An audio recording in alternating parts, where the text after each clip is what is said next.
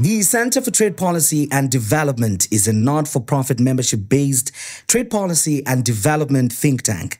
The organization was established in 1999 and existed as a civil society trade network until 2009 when it was rebranded to what has become the household name CTPD, which is the Center for Trade Policy and Development.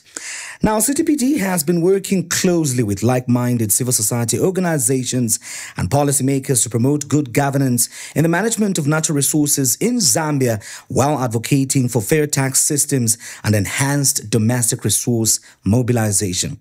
As part of its digital advocacy work, CTPD will be hosting a series of podcasts focused on various developmental issues, agriculture being key sector in Zambia. I am privileged to host the former Agriculture Minister and Academician, Professor Eustakio Kazonga, on this episode of the People's Podcast to share his perspective and, most importantly, review the performance of the agriculture sector under the 2024 fiscal year, and, of course, give his analysis of the proposed agriculture allocation in the recently pronounced 2025 national budget. The name is Wenson Mavoro, and thank you for joining me on the very first edition of the People's Space podcast.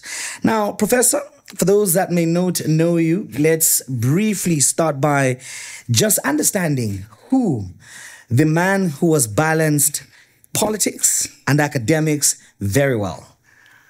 Thank you very much. I'm Eustakio Kazonga. Indeed, I've combined the two. I'm a politician, former minister, though this time I'm into the academia. So my full names are Eustakio Kazonga. My field of specializations or fields are biostatistics, epidemiology, and public health. Those who may not know what this biostatistics is all about, it's a statistics applied to medicine and health sciences. Then generally public health, we're trying to prevent certain diseases, we want to promote good health. Those are my areas of specialization. But I'm a very simple citizen of Zambia who comes from a place in Zambia known as Chadiza in the Eastern Province. And currently I'm 65 years old. That's Eustakio Kazonga, sir. Okay, modest indeed. And now, when we come to your political side of things, obviously you had an opportunity to serve as Deputy Minister of Defense. You also had an opportunity to be able to serve in the local government and housing. That is before we even come to the Ministry of Agriculture. And we would like to find out, being a man that obviously has this proclivity to academics, what really inspired you to be able to enter the political arena? Thank you very much for that question. What really inspired me was passion to serve my fellow Zambians. My original focus was on the constituency. That time I was Member of Parliament for Vubwi constituency in Chadiza district before it was created as a district. So it was basically to serve the people. One, my constituency, then the district, but finally I ended up serving in the country at national level when I was, as you rightly pointed out, when I was Deputy Minister of Defense, then I moved to Minister of Local Government as full cabinet minister, then finally the Ministry of Agriculture as again full cabinet minister. So it was passion to serve. I love the fact that, you talk about passion, Professor, but the general perception out there is you can't talk about passion without profit. And nowadays, politics has become a game that prioritizes the belly. Mm-hmm. So for you, was it the case? Was profit also part of the passion? No, it was to serve, but in the process of serving, for instance, that's how we have come to know that there was such a person known as Eustakio Kazonga. It's because of that exposure. So there are certain things that were not planned, but in the process, they come your way. For instance, this name, most of the places in the country would still remember it. So it's not for any profit, it was to serve. And in that service, of course, I also was able to broaden my area of focus.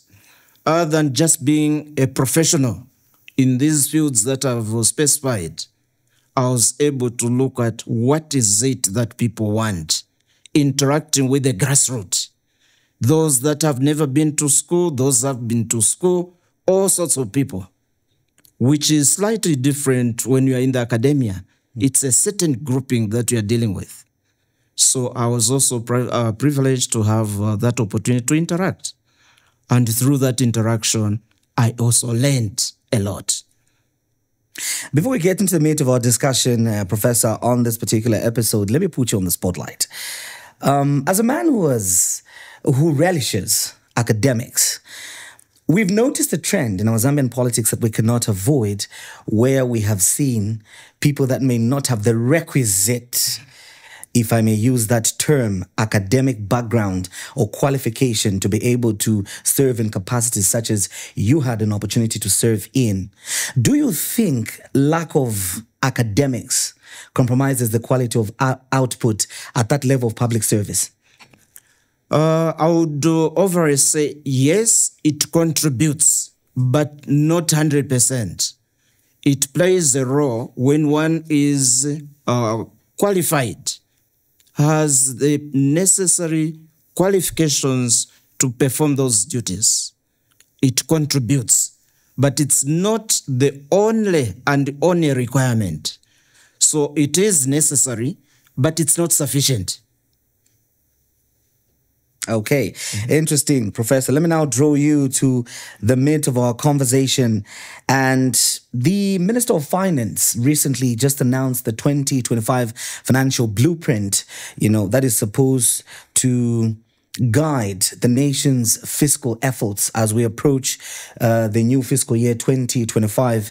And our key focus is agriculture, and the theme of that 2025 budget is building resilience for inclusive growth and improved livelihoods. What are your thoughts on this meticulously worded theme? Yeah, it's quite a mouthful, but there are key elements, resilience, growth, and so on. So I looked at the budget that has been proposed for next year, and I also looked at this year's budget. Of course, there has been a general increase in the allocation. So last year it was somewhere around 13 billion or thereabout. This year it has increased. I'm particularly focusing on agriculture, livestock, then the extension services. I've deliberately excluded the famous crop marketing. So I was trying to look at those that are really fundamental. So agriculture is a broad term. So in terms of allocation of resources for next year, I've seen some positive consideration in terms of what really matters. I've noticed that you can divide it into two parts. They have addressed what I call software, and they have also addressed the hardware. What does this mean? The software, it's issues to do with the financing. So that's part of the software. Without this financing, no matter what you talk about infrastructure, you can't have it. So there's at least reasonable financing, especially that there are so many competing needs. Then they have also considered the use of extension officers to strengthen that area. This has been captured equally as part of the software. On the hardware side, I've seen agricultural infrastructure, like construction of dams. That's the hardware. You look at equipment to improve in terms of the production, by our small-scale farmers. So this combination, if properly implemented, I'm sure it can make a difference. Because overall, I've seen that we know what the problems are. Sometimes we are lacking in terms of solutions, appropriate solutions. Problems are very clear. So sometimes we have the right solutions, but implementation is key. No matter how much we have, we may say it's not enough, but let's implement that little one and be accountable. I love the fact that, you acknowledge the importance of implementation. As good as a policy may be, if not implemented, it remains, just that. And having served as chairman of agriculture for the mighty MMD in its heydays, and a lot of people I remember, after, the glory days of the MMD would say, back in the days we had people like, may he so rest in peace, Mr. Mundia Sekatana, who served in that portfolio, would make bold decisions. You were the brains behind those decisions that he was announcing as minister. What really is key to implementing some of the policies that at that level, a government or a ministry would come up with? So indeed, that is correct, that sometimes we are lacking this implementation as a major activity. So in terms of policy direction, once you develop a policy, as we used to do when we were in power as MMD, and as you rightly remembered, I was chairman of agriculture in the National Executive Committee. So I was at the center of assisting in terms of our party and government as to what policies needed to be implemented in the agriculture sector. And agriculture in its totality, livestock, fisheries, forestry, and so on.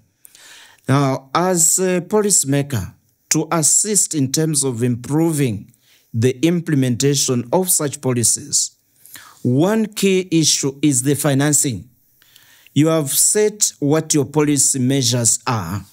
For them to be implemented, first of all, you need appropriate financing. Number two, your experts, the technocrats, must buy into the document. They must be able to understand it. Once they have understood it, they will also assist you deliver. So human capital that is eager and qualified to perform those functions. So financing, then you have human capital. You've talked about financing, which is an important area, Professor. Do you think the current or the 2025 national budget, as announced by the minister, looking at the domestic resource mobilization focus, do you think it's possible for it to be able to achieve some of the objectives outlined, especially focusing on agriculture from a domestic resource mobilization point of view to address the issue of financing that you have raised? I can categorically say it's possible. Some of the things are possible within that resource envelope that has been made available or that will be assumed to be available. As long as we are serious, if we are determined to achieve those objectives we have set for ourselves as a country, it is possible. Within the little resources we have, we can still do something. So the clear answer to you, sir, is that it is possible to implement some of them. Others may require huge sums of money, but it's always important, no matter how small, if one is able to show, this is what I got and this is how it was used, that will make a difference. Accountability indeed important. Let's now talk about, earlier on, I loved the software, hardware analogy that you gave, and I believe the CASP falls in the category of the software part. So this particular agriculture comprehensive, program, specifically focuses on or aims to improve irrigation, which is very, very important looking at what we're going through as a country from a weather phenomenal point of view. And also another important thing, mechanization, is what it seeks to improve. Let us now look at, because I love to be realistic, Professor. You know, we hear these words, especially from politicians, okay, which you are in your other cape. You know, when they start using these fancy terminologies, you know, mechanization this, mechanization that. But let's be realistic. Mechanization comes at a cost. So let's discuss the reality of mechanization for small-scale farmers. Is this something that really can be achieved among small-scale farmers, or it is just something that we hear politicians talk about in their speeches? So these two areas that you have alluded to, one, irrigation, two, mechanization. These are indeed terms that have been used for a long time, especially for leaders. So the same issue that I talked about of implementation, that's where we are having challenges. The ideas around going into irrigation, mechanization, these have been there for a long time. It's time now we wake up and implement what we have planned to achieve. Let's at least make a difference that come next year. Some of these activities that have been lined up, particularly the two that we have raised, irrigation and mechanization. So irrigation, we need first of all to have a mechanism of storing the rainwater that just goes underground. It's taken to other countries through our rivers. So we need a mechanism of harvesting rainwater. Once we harvest this rainwater, it can also assist us do that irrigation we're intending to do. Damming, construction of dams, whether it's for human consumption or for also animals, because they also need water. So we start with that infrastructure. Let's collect the water. We can have simple strategies, simple mechanisms of gathering this water that just goes to waste. So when we do that, we can also have a source where we can have irrigation tapped from. Then the usual construction of dams. We need to embark on the construction of dams. And I'm aware that in the budget speech by the Honorable Minister of Finance, he captured issues of dams construction. And I'm sure it will also go with the rehabilitation, because there are some that need desilting. So that's about irrigation. Now, this irrigation will have this source of water known as a dam or whatever storage. We need equipment now to pick that water. So this is where now specialized simple equipment can be used to draw that water and irrigate our crops. I feel at pains to see our farmers just working about 6 months in a year. The other 6 months, they don't have many activities to do. So come April or May, they harvest and they sell their crop. So from April up to October, they're just waiting for the rains to come, which is again a gamble. So if there's a mechanism of promoting this irrigation as it has been articulated in the budget speech for next year, it can make a difference. So that when we have such challenges like droughts, we may have a bit of fallback position. Then the issue of mechanization. That was your second part. I have been thinking about the traditional way of doing things. For time immemorial, people have been using hoes. Surely in the 21st century, how productive can you be using a hoe? Why can't we have simple technologies to use for planting, for spraying and so on? But to start using horse in the 21st century, I feel sad. Now, technologies are there. If you go to India, they have a lot of small-scale type of technologies that can assist them. And in so doing, we are going to improve productivity. We improve production, just the numbers going up, but also productivity. How much do you get from 1 hectare? Imagine you get 50 bucks this year. Next year, you again compare. You end up getting 30. It means productivity, you have gone down. But that same hectare, you get 50 bucks if you are able to do what is required through the support of extension officers. It can be improved. Yeah.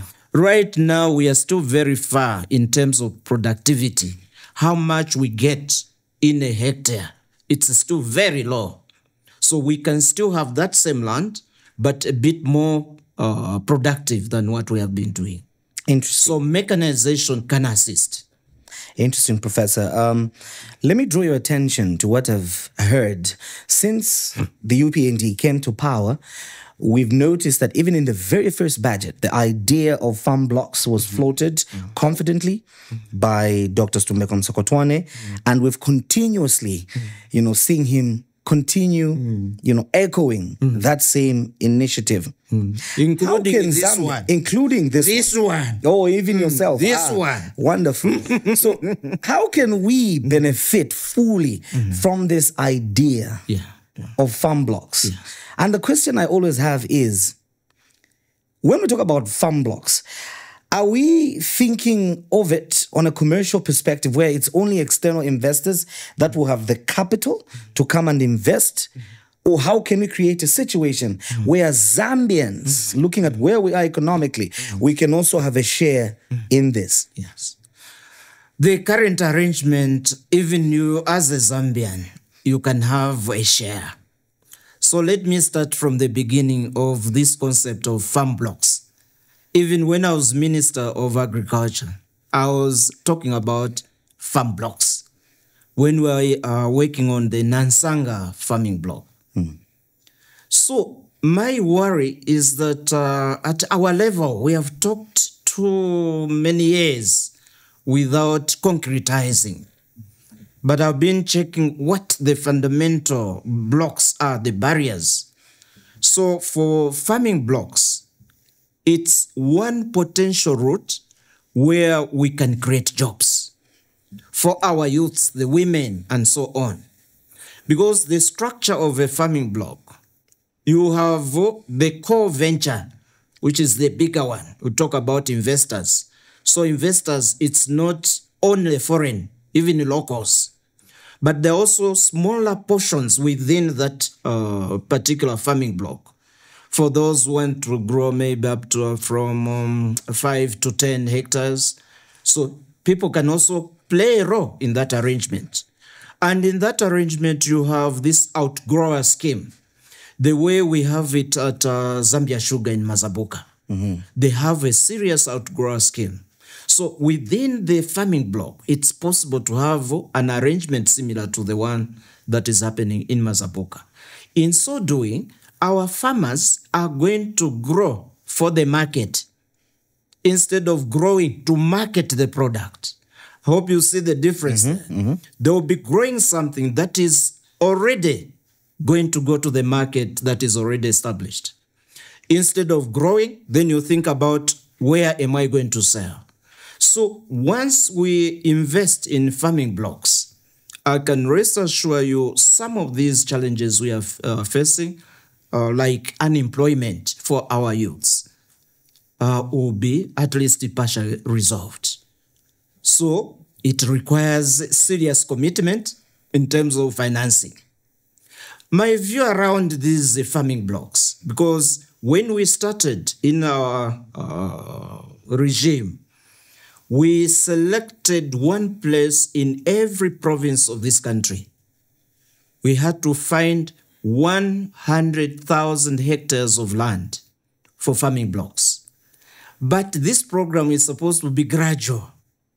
So my honest view is that for farming blocks, we can try to conclude maybe one or two. Then based on the lessons that we're going to learn from there, we can extend to others. Even in terms of resources, we are not going to thin them around. We will focus, for instance, is it the Nansanga farming? We completely developed that one because there's infrastructure to be done, the dams, roads, source of electricity supply, energy, and so on. So once we have done one or two, we'll have better lessons that can be used in other provinces. You are watching the People's Space podcast with me, Winston Mavora, and my guest is Professor Eustakio Kazonga, an academician and politician who has an array of experience in the field of, or in the portfolio of agriculture. And of course, we are focusing on this critical sector from a perspective of the 2025 national budget. We'll take a break. See you shortly.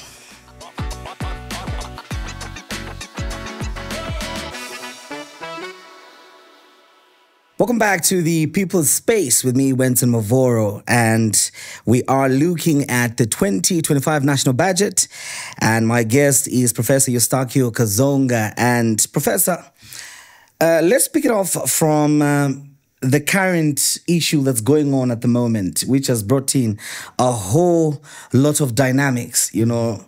Right now, if you look at what's happening, you know, I've been seeing across social media that people actually get surprised when electricity comes and they ask, they say, you know, what should we do with the power, you know? Just pointing to the situation that load shedding has apparently, you know, brought and the extent which it has affected a lot of people. So if you were given the opportunity, or if you were Minister of Agriculture at the moment, and we know that the agriculture sector has not been spared, you know, from this, people now are struggling to be able to keep their chickens, you know, their poultry and all these things. So what would you do? How would you address this situation currently to mitigate the impact that load shedding has brought? This is a big question because it's real. We are feeling it. As I was coming here, no power. I couldn't do what I wanted to do. Now, what more with agriculture? So the issue is this problem that we are currently experiencing has shown to us how we did not prepare for such eventualities. Because we needed to invest in other sources seriously of energy. So right now, we have been fully dependent on hydro. Now the drought has hit us. Minister of Agriculture, what do you do? I'm in charge. I cannot work alone. I have to work with my colleagues in government, in cabinet. There will be one responsible for energy. So what will be my input? My input will be as follows. We need to invest in the solar system. One, let's wake up. We have gone to sleep for too long to address the issues of energy. Let's have other sources of electricity other than hydro. We have Mamba collieries, not so big, but it's also supplementing. But we need more of solar energy. We have people that have been trained in various universities, colleges, the technicians, technologists, engineers. What should stop them from designing simple technologies to tap onto the energy from the sun? Solar energy. As long as we are serious, we package it as such that this is our priority, it can happen. Human capital, we have it. We can actually develop these technologies for capitalizing on solar energy. One possibility. The second possibility is windmills. We can also venture into windmills to supplement the hydro.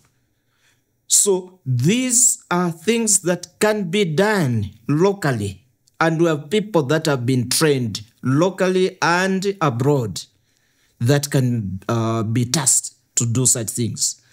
So what needs to happen, if I were given that chance, I would need to work with my colleagues in cabinet in order to have these activities done. But my proposal, as one in charge of agriculture, I would propose these two, solar and windmill. Because a number of agricultural activities have suffered because of lack of adequate or no electricity at all. So by the agricultural sector suffering, then the economy is affected. Two key issues, energy and agriculture. When you have challenges in these two, you find that the economy is going to be very shaky. You will have no food, sir. You may have just food, but not nutritious food. So we need energy to, these sources of energy to supplement the current arrangement. So I'm sure, Professor, whoever needs to wake up is probably watching and listening to us right now. But building on that, but we just hope that the beds are not too comfortable enough. When we talk about people or implementation, I would like to draw attention to, we've heard so many times, you raised a very important issue to do with financing. You know, money moves or makes the world go round, they say. But without financing, the agriculture sector will remain a place full of promises. The 10% allocation of resources to the agriculture sector, you know, as enshrined in the Maputo Declaration or Recommendation, we've seen that it has just been spoken about, but nothing gets done year in, year out. Again, if you were, in fact, let me start there. Why didn't you do it when you were there? Yeah. So for the 10% allocation in conformity with the Maputo Declaration, when I was in charge, I tried. It was somewhere around 8%. We didn't reach the 10%. Why? There are also other competing needs. You need healthcare services. You need to be protected from those illnesses. So there are various needs that government will have. So for me, when it was somewhere around 8%, I said, that's it, because there are also others that require these resources. That's the target that was given. Now, it's not law. It's simply our aspiration that we need to aspire to meet the minimum, because we are in this global village. What others are doing, let's also raise it to 10%. But I'm cognizant of two things. One, this issue of 10%, people say it's below 10%, but we have to seriously interrogate the budget. What is this interrogation? If you simply look at agriculture, you'll be misled. Do you know what? Agriculture is also in defense. Are you aware? Our Zambia National Service is doing a lot of agriculture activities. Are we capturing that allocation? Most of the times we forget. We simply look at agriculture, what has been said about agriculture. No, there are also other issues that are captured through other sectors. You go to the Ministry of Community Development. They're involved in agriculture activities for those that have challenges in our society. So when I look at agriculture, sometimes we mislead ourselves. Agric is spread all over. Are you aware it's in Home Affairs? Agriculture. So if I just look at agriculture and so on, I'll miss something, because Home Affairs, the correctional services, they're involved in a lot of agricultural activities. Monies, resources go there.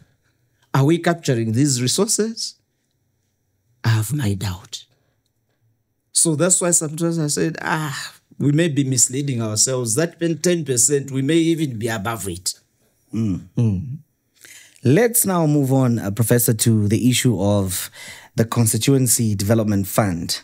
Another interesting thematic area for the budget. Yes. And again, we've seen that the CDF has been increased. Yes. But how can this CDF be used to boost agriculture growth?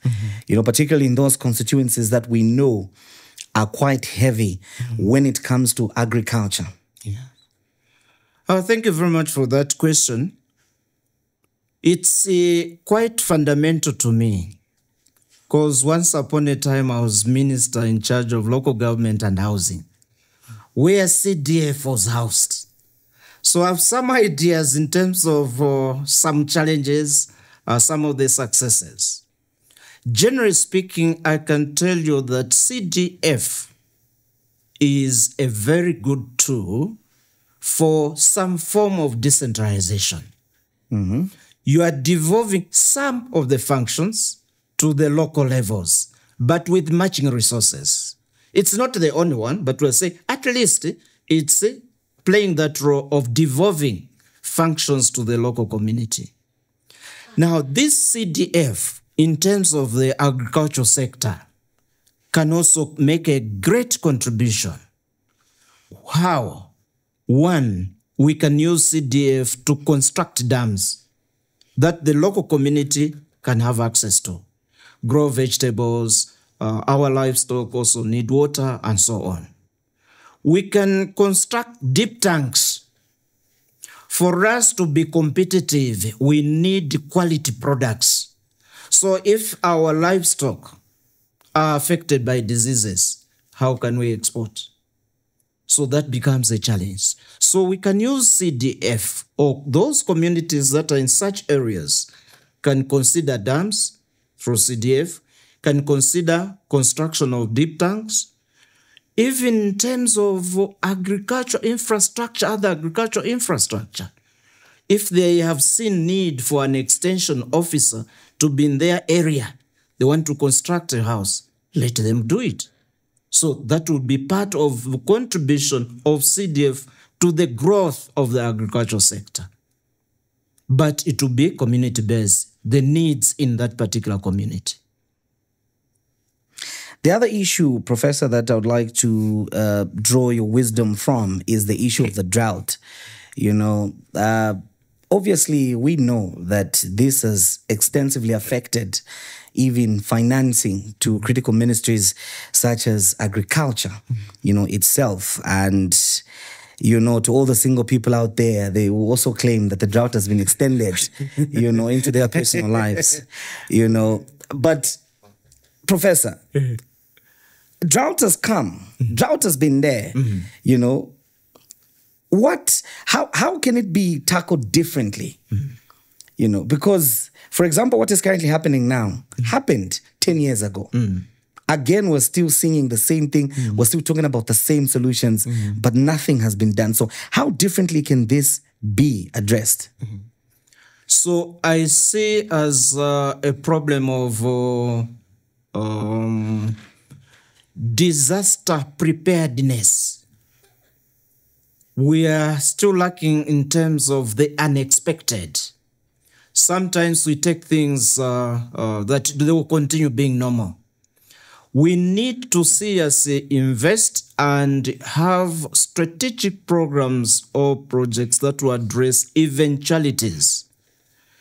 A few efforts have been made from the Disaster Management and Mitigation Unit, but we need broader issues to look at such eventualities. So as a country, we never expected this to happen. But if we are prepared in terms of saying there could be this problem, so let's do A, B, C, D, that will make a difference. So it's our level of preparedness that is affecting us. That energy issue I talked about, it's clearly an indication of our unpreparedness. Because if we were prepared 10 years, 20 years ago, 30 years ago, we would have had other sources. But we didn't think about that. Let's wake up. Zambians, let's wake up. And together, we do things differently. So it would not be me if I was given that opportunity. No. It's together. I can initiate, but it requires concerted efforts. Interesting. One of the measures that is enshrined in the budget, talks about the introduction of licensing fees for variety crops. And we know that Zambia at the moment is, proving to some extent to be fertile ground for the developing of seed manufacturing industry. Yes. How will this affect this particular important industry? Yes. So I see the effects as more of positive ones than the negative ones. But it's not perfect. There are also negative ones. So for these companies, for instance, that are involved in breeding, plant breeding, they want to come up with new varieties and so on, they'll have at least more capacity to do those varieties. Once Zambia has excess, we can export. Right now, the seed subsector, it's one where we have to give ourselves credit as a country. We are doing very well in the seed subsector within the agricultural sector. Most of these seeds that are being utilized by our farmers, not recycled, but the hybrids and so on, are produced locally, done by our farmers locally. So seed as a subsector, we have done very well. So with this initiative, it will even make it grow bigger. These companies that are involved, organizations, research institutes, they'll have at least a bit of more resources to continue with their work. For instance, when we are anticipating a drought, you need varieties that are drought resistant. And that can only happen when there's appropriate investment in those research areas of plant breeding. Professor, as we get to almost concluding our conversation, the critical stakeholder when it comes to agriculture in this country, the Zambia National Farmers Union, feels that there isn't enough incentives for the private sector in the 2025 national budget. Do you agree with that? I haven't scrutinized what has been provided in terms of incentives. So I would not really make a reasoned comment. I've not read through completely what the other provisions have been. But assuming that was the issue, then it's a matter of the union sitting with the government to look at if there could be further considerations. Right now, the national budget for next year is under consideration. So this would be an opportunity to still negotiate if there's need to negotiate certain areas, because the Zambia National Farmers Union is a key player in the agricultural sector. So I am sure they must have been called to Parliament to make their views. And through that, they can also make suggestions as to what they feel could be done a bit more. Briefly, let's look at the issue of value addition, an important aspect of agriculture. I remember one time on my way to the east, and I believe it's the same route that one would take if at all there to get to your former constituency. But the issue of value addition, you see fruits just going to waste. Yes. You know, tomatoes, there's a picture that comes almost every year. Yes. People share the same picture on social media of tomatoes going to waste at Soweto Market. Yes. And there are mangoes that go to waste in, along the Eastern Province route there, in their season because of this issue. So how important is value addition when it comes to enhancing the agriculture sector's contribution to our country's GDP? So this value addition to the crops that we are growing and so on has been talked about for a long time. as I indicated at the beginning, it's time for us to wake up and take actions. Act. I hope whoever is sleeping is listening. Let's wake up. We're not mentioning names. Let's wake up as Zambians and add value to our crops. The example you gave, I also see it. And we have talked about it several times. Mangoes, masokos, and so on. Want action. No matter how small, let's have action. I remember the colleague who was trying to set up a plant to add value to mangoes, making juice in Katete. I thought that was a very good initiative. So this area is something that we need to do. When we add value to those mangoes, there will be people who will be employed there.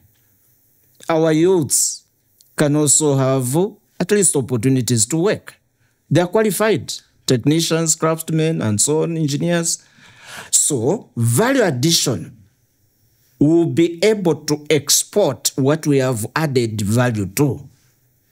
So our jobs will remain here.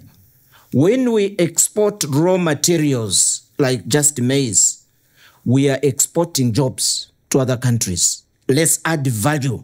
So one of the areas, key areas we have to add value to is our fruits, for instance, mangoes. Time has come that we make a difference. So I'm sure together we should be able to start having industries that can be created to add value. Then government can come in to create that enabling environment and certain issues around taxation and so on, just to create this very good environment for entrepreneurs like you. I want you to do one. So the area you decide, the better. So you decide on the crop you want to add value to. You make a difference. So you and I, we have responsibilities also. Where we can, in our small way, that tomato that is going to waste, when it's in abundance, what can we do? So let's think through as entrepreneurs. Thank you very much, Professor. I love the fact that, you've encouraged me to be an entrepreneur. So I'll definitely come to you to try and get some kaloba for those ideas that you've shared. But ladies and gentlemen, obviously what goes up must come down. And we are unfortunately coming to the end of this particular conversation on the People's Space podcast. But Professor, before I let you go, there's this question that I'm having at the back of my mind, and I know that a lot of people that are watching us right now may be thinking, is this smart, intellectual man perhaps thinking of making a comeback in politics? Yeah. So, there's a possibility. Okay. There's a possibility. So, as a president, as a minister? So, probability is not zero. It's somewhere above 0.5. Okay. Of back into active arrangement in future. Okay. That future I don't know. Okay. But I just want to make it very clear, Professor. Yes. In that 0.05%, Yes. I hope there's a position for me somewhere. Yeah. When you talk to me nicely, I can consider to say, but it will be based on performance. I'll come to an institution that is this one a performer. If you're a performer, opportunities will be there. Thank you very much, Professor. I hope my bosses, Natalie and Mwaka, will have a positive word to say for me as a performer so that I can get a seat in this particular comeback in politics. But you've been watching the People's Space podcast with me, Wenson Mavor, and my guest has been Professor Eustakio Kazonga, a man who has quite a resume. As you heard in the beginning, he has served in various portfolios in the Ministry of Agriculture and Cooperatives, local government, defense, and of course, other positions, but also in the world of academics, he has quite a significant and decent footprint. And today we were focusing on the 2025 national budget that was recently announced by the Minister of Finance and National Planning, Dr. Stombeko Msokotwane, and just, of course, getting his reflections on whether or not this is a budget that will make a difference for Zambia. For me, Wenson Mavoro, I'm out. See you next time. And remember, This is but the first of many episodes to come on the People's Space podcast. So watch the space.